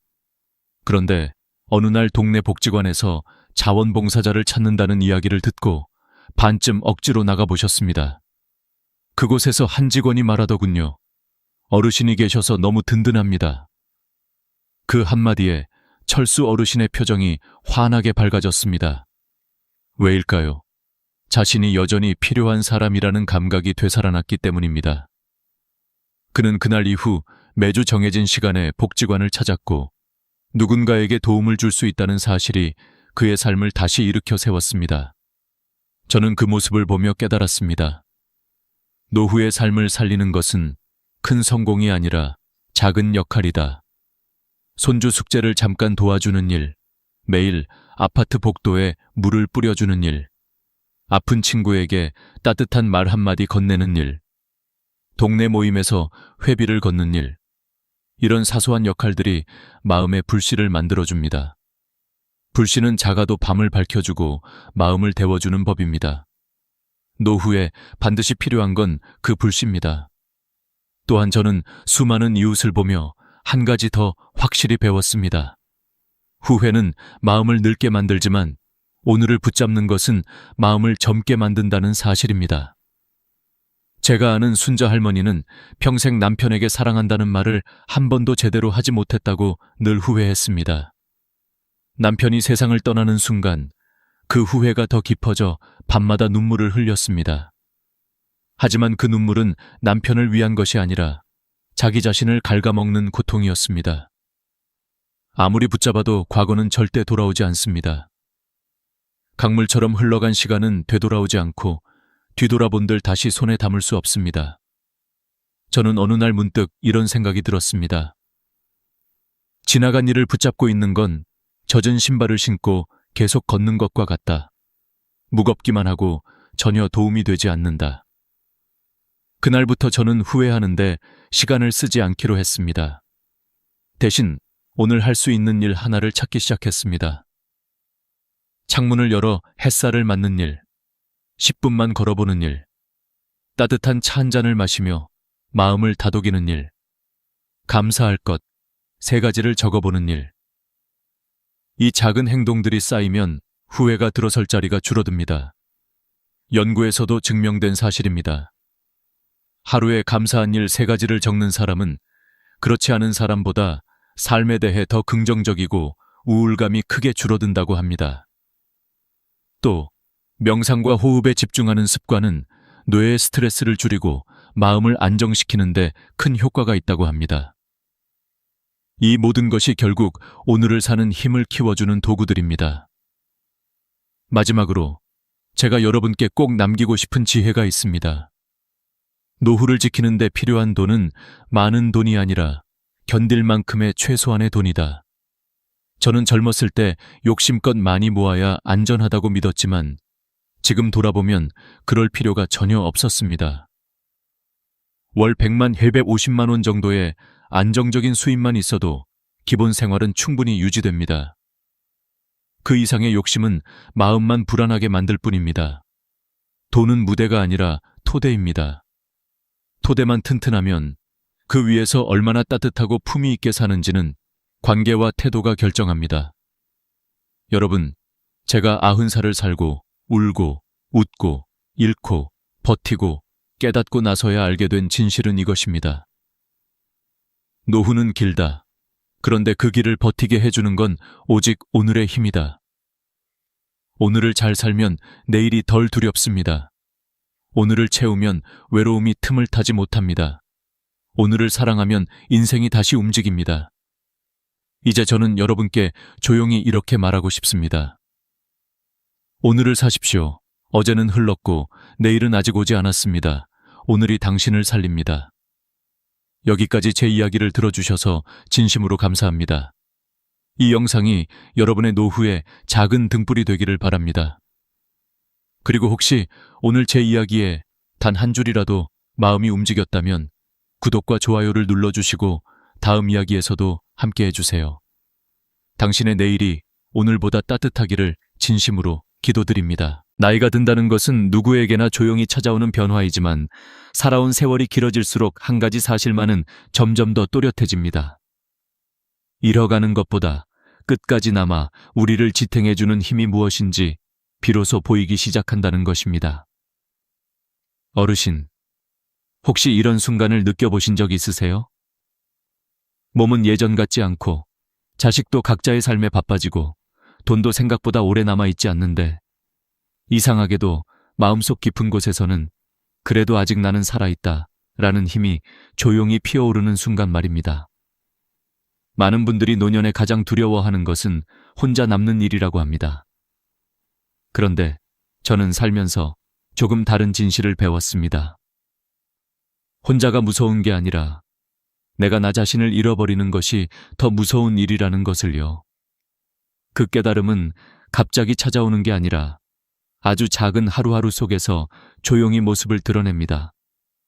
예를 들어 아침에 눈을 떴을 때 아직도 스스로 일어나 앉을 수 있고 물 한 컵을 따라 마실 수 있고 오늘 해야 할 일이 떠오르고 내가 누구인지 분명히 알고 있다는 것. 이것들은 젊을 때는 당연해서 눈길조차 주지 않았지만 나이가 들면 들수록 세상 무엇과도 바꿀 수 없는 힘이 됩니다. 저는 어느 93살 어르신의 이야기를 들은 적이 있습니다. 그분은 자식이 모두 외국에 나가 살고 있었고 배우자도 먼저 떠나 홀로 지내고 계셨지만 매일 아침 일어나 창문을 열고 날씨를 확인하고 달력을 보며 오늘의 할 일을 떠올리며 하루를 시작하셨다고 합니다. 내가 살아있다는 건 내가 아직도 나의 하루를 움직이고 있다는 뜻이야. 그분의 이 말 한마디가 얼마나 큰 울림이었는지 모릅니다. WHO 자료에 따르면 75세 이상 노인의 70%는 적어도 한 가지 이상의 만성 질환과 함께 살지만 그 중에서도 스스로 생활을 조절하며 살아가는 분들은 우울감이나 불안감 비율이 절반 이하로 낮아진다고 합니다. 왜일까요? 몸의 문제보다 마음의 중심이 더 중요하기 때문입니다. 이 마음의 중심이 바로 노년의 끝까지 남는 힘입니다. 저는 또 한 노부부의 경험을 기억합니다. 아내는 다리에 힘이 약해져 보호가 필요했고 남편은 청력이 약해 대화할 때 자주 되묻곤 했습니다. 그런데 두 분은 서로의 부족함을 탓하거나 한숨 쉬지 않고 매일 아침 서로에게 오늘도 같이 살아줘서 고마워 라고 말하며 하루를 시작했습니다. 의사는 이 두 분의 건강을 볼 때마다 이렇게 말했습니다. 몸은 약해졌지만 정신은 또래보다 훨씬 건강합니다. 이분들의 회복력은 숫자로 설명이 안 됩니다. 그렇습니다. 나이가 들수록 남는 힘은 몸이 아닙니다. 마음입니다. 특히 나는 여전히 가치 있는 사람이다. 라는 감각. 이것은 노년의 삶을 지탱하는 가장 강력한 기둥입니다. 어르신도 혹시 이런 경험 있으신가요? 손주가 와서 할머니, 할아버지 너무 좋다고 했을 때 느껴지는 따뜻함. 시장에서 늘 보던 상인이 요즘 건강 괜찮으세요? 라고 묻는 순간의 반가움. 또는 아침 햇살이 살짝 비추는 창가에서 혼자 앉아 커피 한 잔 마시며 그래, 오늘도 살아내보자 라고 스스로에게 말하는 그 조용한 용기. 이런 것들이 바로 나이 들어도 남아있는 힘입니다. 삶에서 많은 것이 떠나도 이 힘만은 사라지지 않습니다. 오히려 더 단단해집니다. 젊을 땐 세상이 너무 빠르게 흘러 마음이 흔들릴 때가 많지만 나이가 들면 작은 것들에서 마음이 깊이 뿌리 내립니다. 작은 인사, 작은 여유, 작은 식탁, 작은 미소. 이 모든 것들이 모여서 큰 힘이 됩니다. 어르신, 누군가는 나이가 들면 약해진다고 말하지만 저는 정반대로 생각합니다. 나이가 들수록 더 단단해지고 더 깊어지고 더 따뜻해집니다. 살아보면 알게 됩니다. 지식보다 지혜가 더 중요하고 속도보다 방향이 더 중요하고 많은 사람보다 진짜 한 사람이 더 소중하고 큰 성공보다 작은 평온이 훨씬 강한 힘이 된다는 것을요. 그래서 저는 오늘 어르신께 조용히 말씀드리고 싶습니다. 어르신, 지금까지 버텨오신 삶 자체가 이미 큰 힘입니다. 몸이 조금 느려져도 괜찮고 기억이 조금 흐려져도 괜찮고 혼자 있는 시간이 늘어나도 괜찮습니다. 중요한 건 아직도 어르신의 마음이 살아있다는 것, 그리고 그 마음이 어르신을 지탱하고 있다는 사실입니다. 나이가 들어도 남는 힘은 결국 삶을 사랑하는 마음입니다. 세월은 몸을 약하게 만들지 몰라도 그 마음만은 더 단단하게 다듬어줍니다. 이 마음을 지키는 한 노년은 절대 약하지 않습니다. 오히려 가장 강한 시기입니다. 사람이 나이 들어가면서 가장 먼저 두려워하는 것이 무엇일까요? 바로 몸이 예전 같지 않다는 사실을 마주하는 순간입니다. 예전에는 아무렇지 않게 걸어나가던 길이 이제는 조금만 경사가 있어도 다리에 힘이 빠지고 잠깐만 서 있어도 허리가 뻐근하고 무릎에서 딱 하는 소리가 나기도 합니다.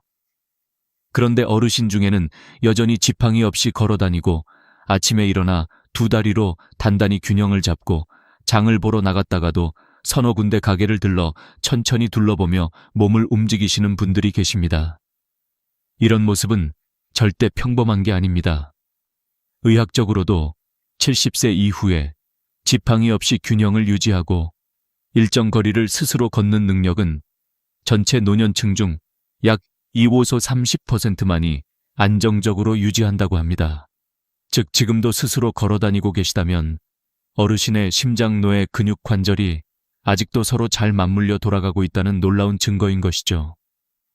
걷기는 단순한 움직임이 아닙니다.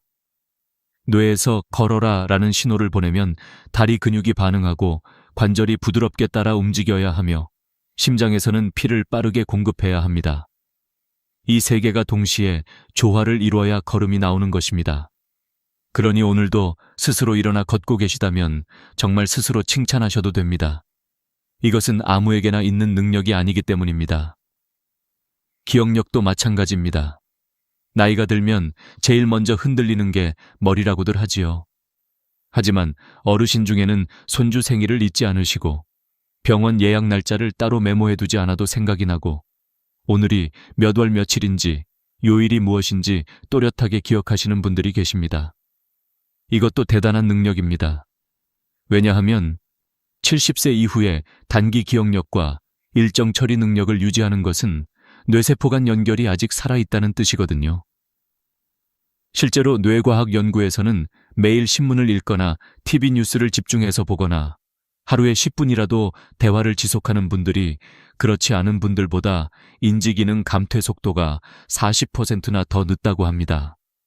즉, 어르신이 지금도 주변 이야기에 귀 기울이고 머리를 쓰고 계시다면 그 자체가 뇌 건강을 위한 훌륭한 운동입니다. 또 요리를 한다는 것 역시 나이가 들수록 어려워지는 능력입니다. 냄비에 물을 올리고 반찬을 준비하고 채소를 씻고 불을 조절하는 이 전 과정은 사실 매우 복잡한 두뇌 활동입니다. 계획하기, 기억하기, 손 근육 조절하기, 안전 판단하기가 동시에 이루어져야 하거든요. 게다가 나이가 들수록 손의 힘도 줄고 감각도 둔해지기 때문에 사소한 부주의도 사고로 이어질 수 있습니다.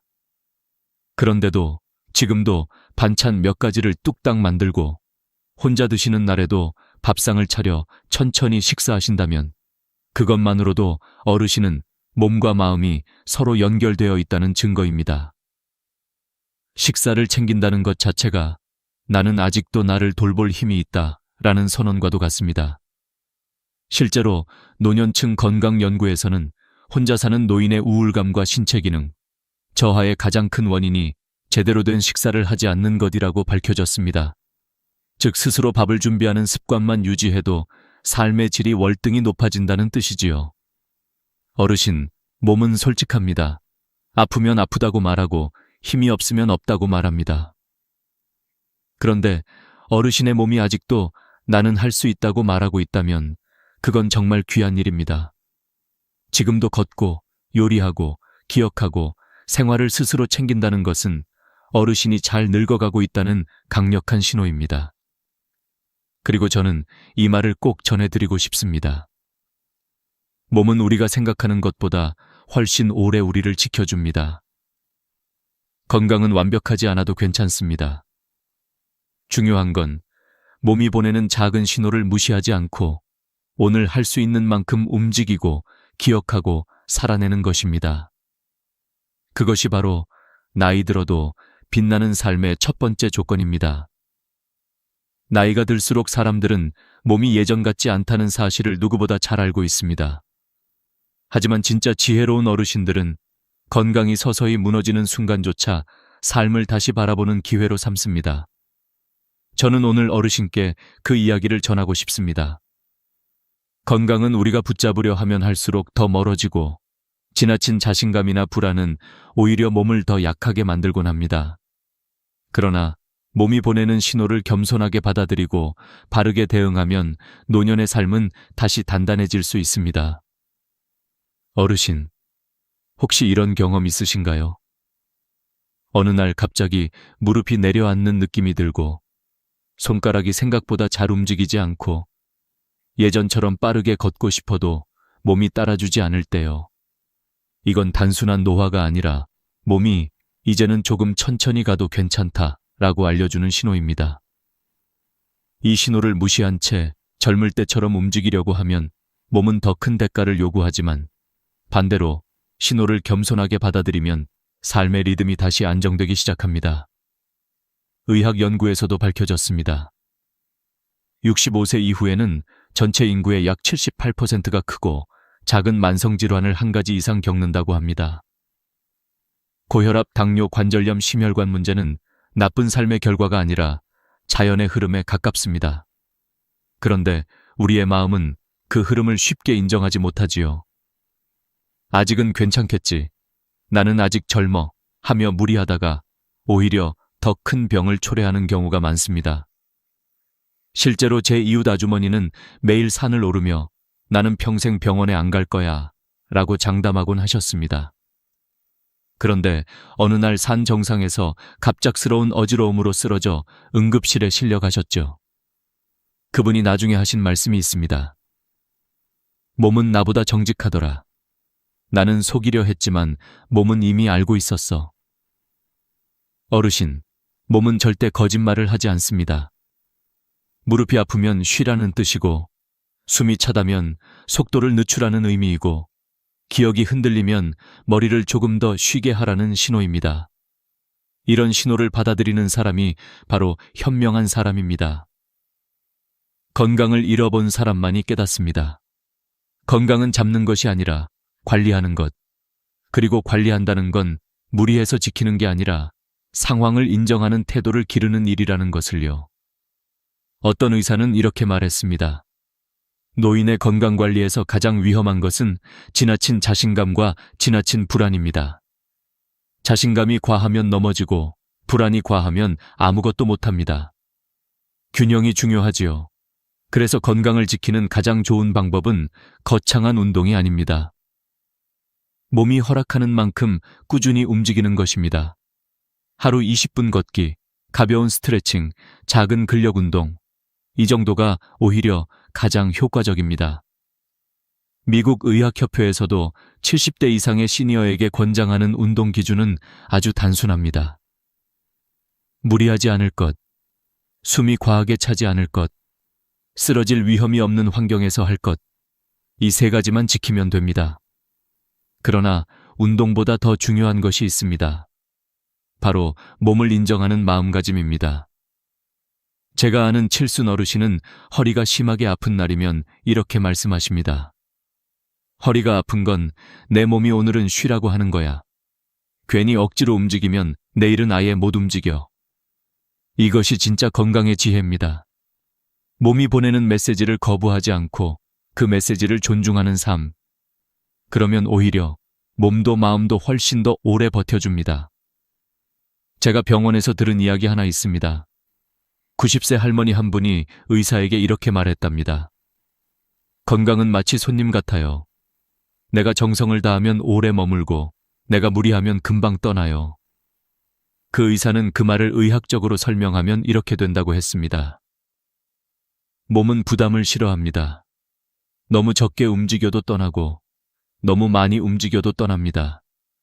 적당히, 꾸준히가 답입니다.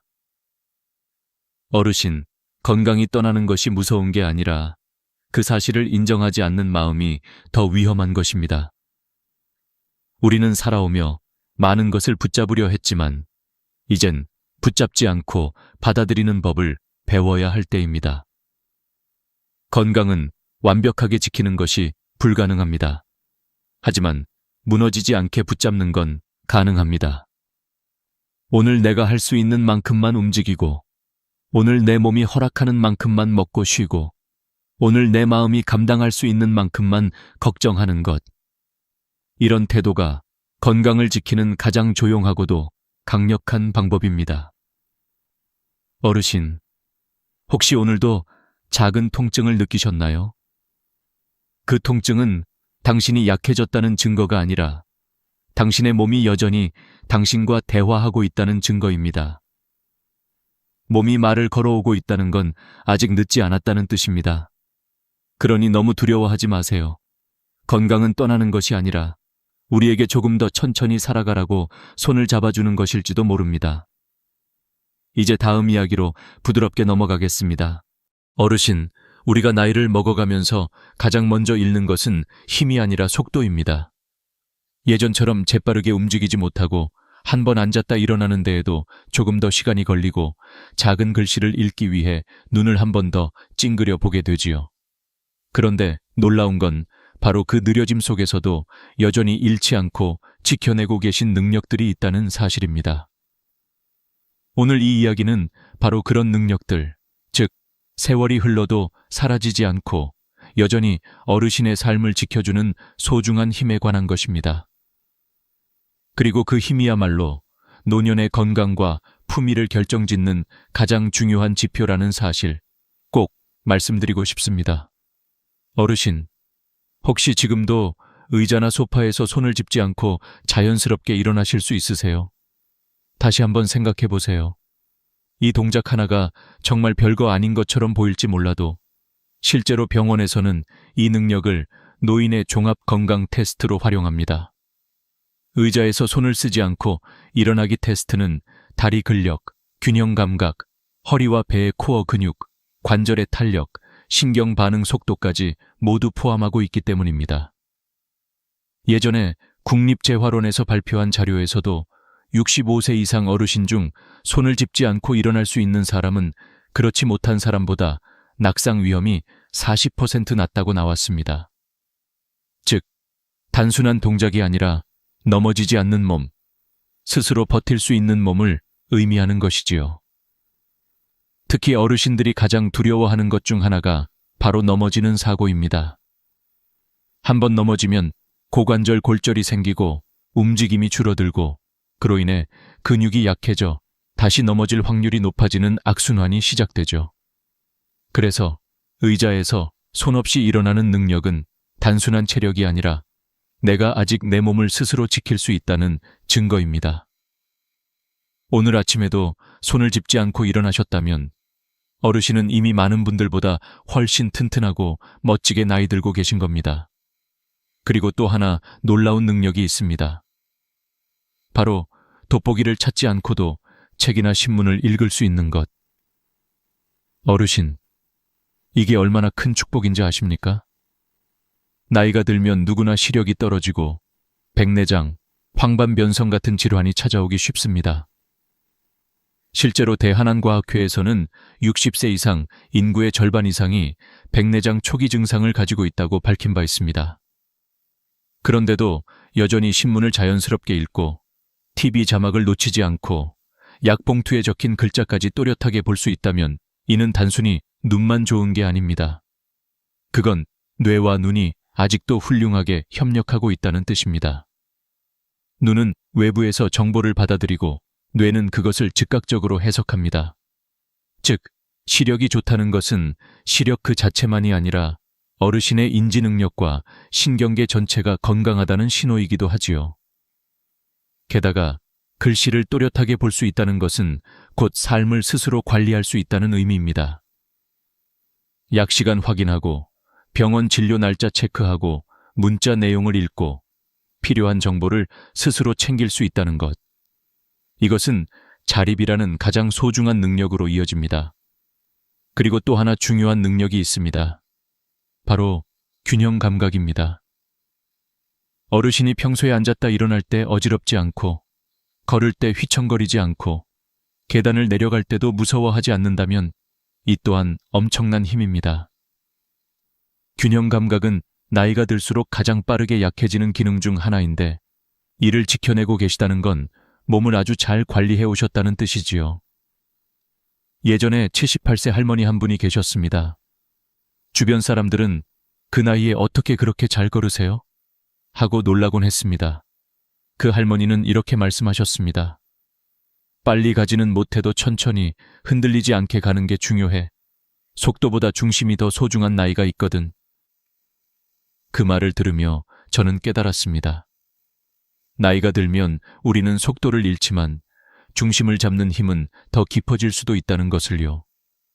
어르신이 지금도 몸을 곧게 세우고 의자에서 일어나고 돋보기 없이 글자를 읽고 균형 있게 걷고 있다면 그건 단순한 유지가 아니라 지키고 있는 것입니다.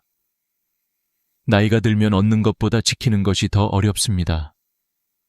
건강은 노력한다고 완벽하게 지켜지지 않지만 노력하지 않으면 반드시 잃게 되는 것이기도 합니다. 그러니 오늘도 스스로 움직이고 읽고 일어서고 걷고 계시다는 사실은 그 자체로 박수 받아야 하는 일입니다.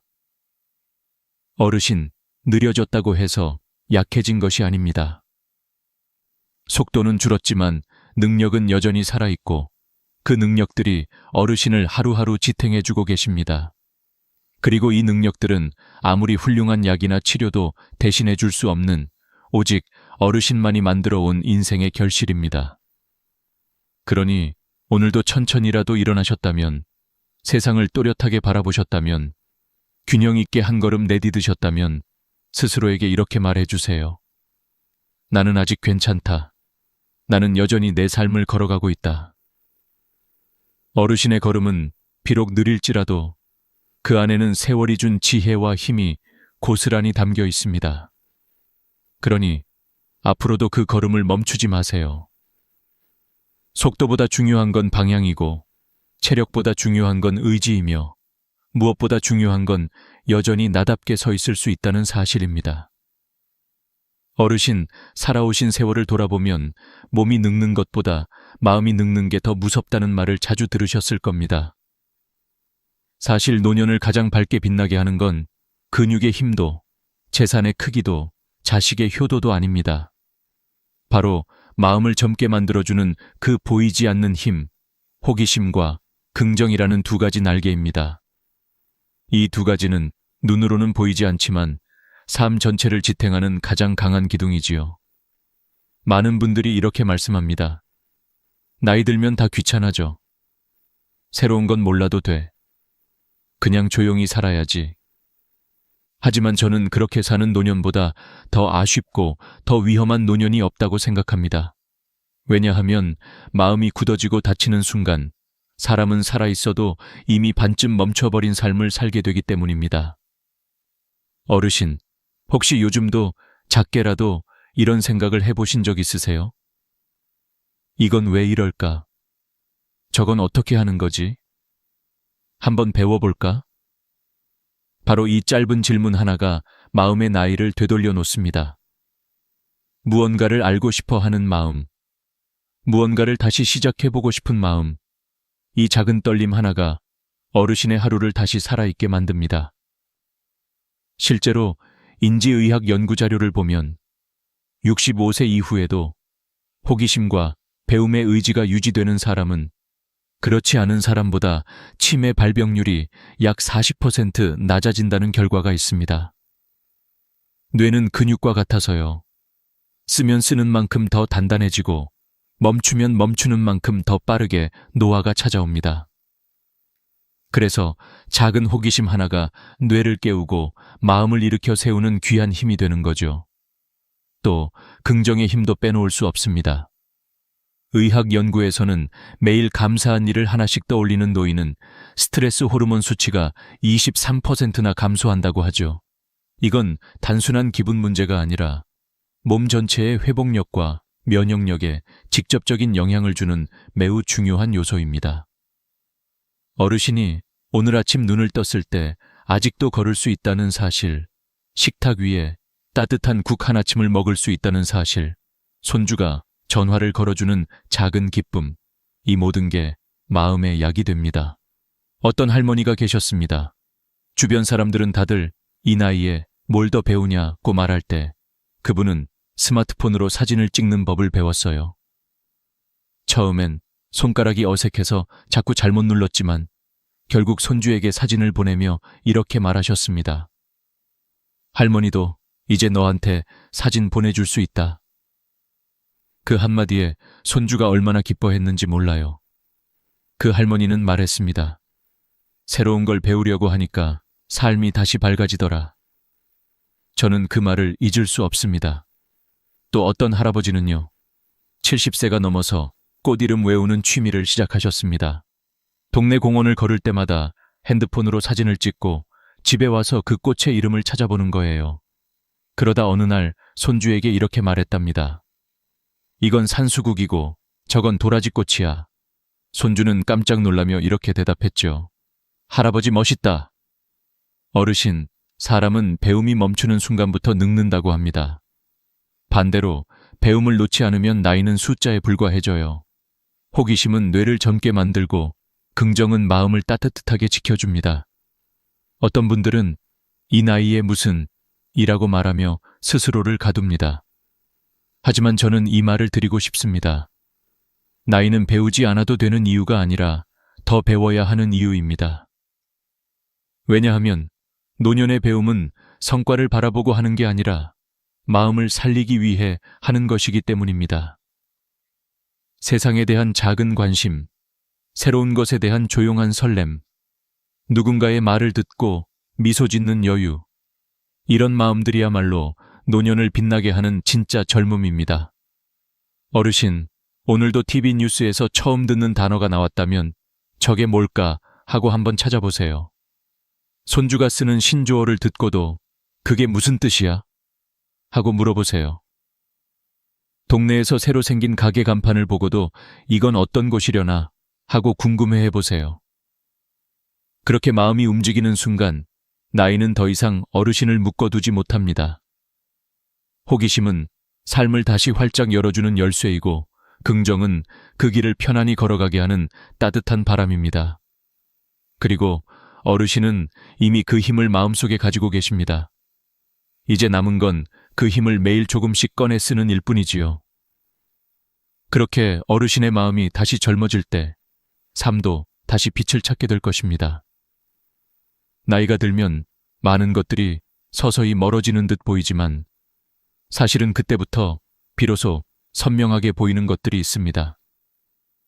우리가 젊을 때는 바쁘다는 이유로 해야 할 일이 많다는 핑계로 스쳐 지나갔던 마음의 풍경들이 노년이 되어 다시 눈앞에 펼쳐지는 것이지요.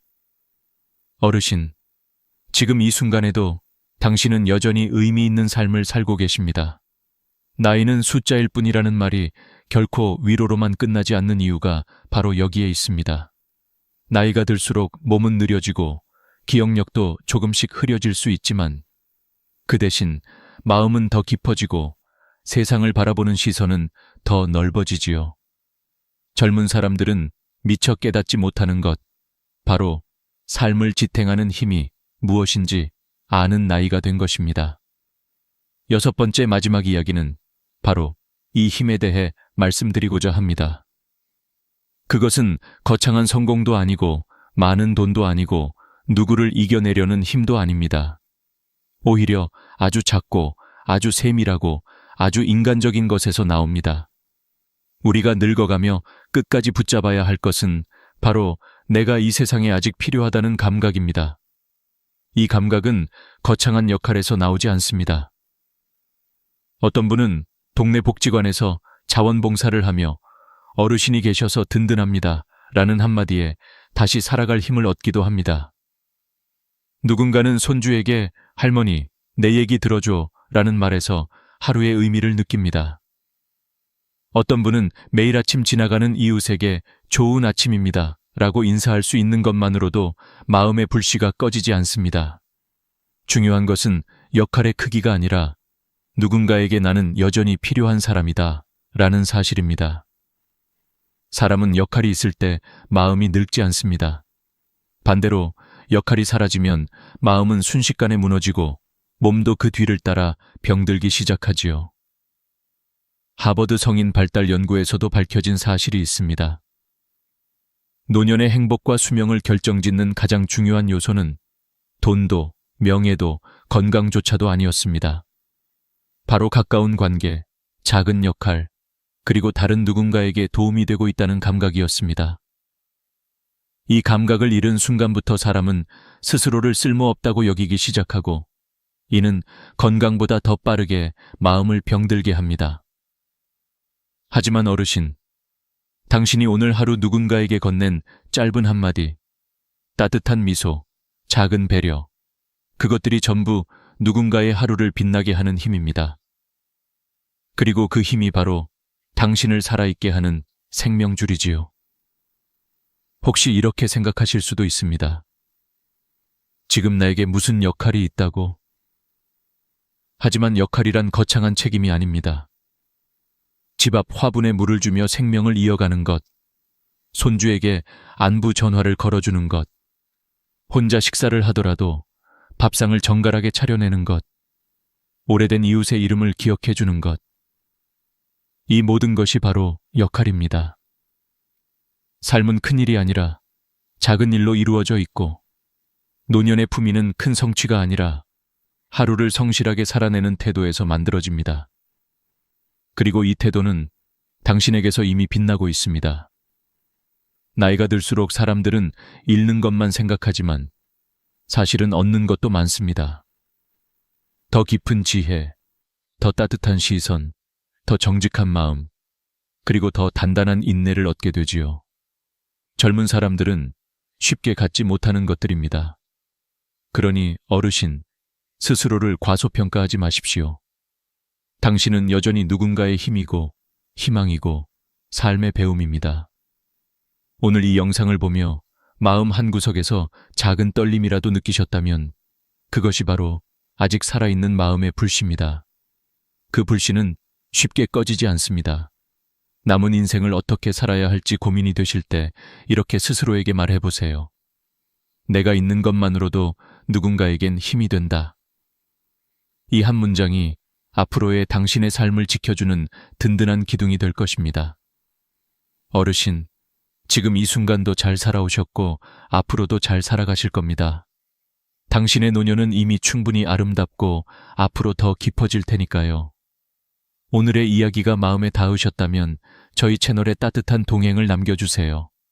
구독 버튼 한 번만 눌러주시면 앞으로도 어르신께 위로와 힘이 되는 이야기로 다시 찾아오겠습니다.